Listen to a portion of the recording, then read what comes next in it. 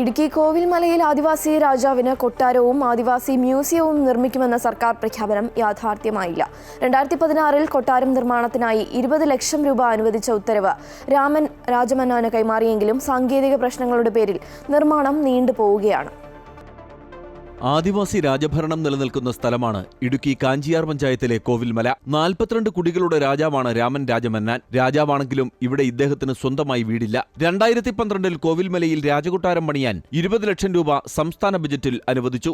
എന്നാൽ പല കാരണങ്ങളാൽ കൊട്ടാരത്തിന്റെ നിർമ്മാണം നീണ്ടുപോയി. രാജകൊട്ടാരം നിർമ്മിക്കാൻ സർക്കാർ ഉത്തരവ് പ്രകാരം 20 ലക്ഷം രൂപയുടെ കരാർ 2016-ൽ ഇടുക്കി MLA റോഷി അഗസ്റ്റിൻ രാമൻ രാജമന്നാന് കൈമാറി. 1 വർഷത്തിനകം നിർമ്മാണം പൂർത്തിയാക്കുമെന്നായിരുന്നു വാഗ്ദാനം. ഗവേഷണ വിദ്യാർത്ഥികൾ ആദിവാസി മ്യൂസിയവും അനുവദിച്ചിരുന്നു.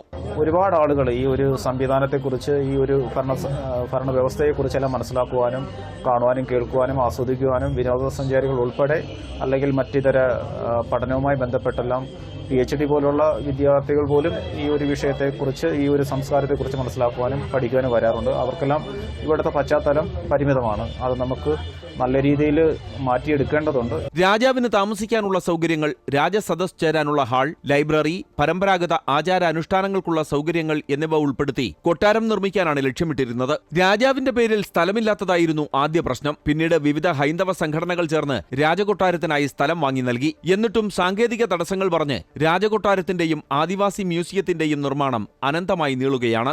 MC Boban, Amrita news, Idukki.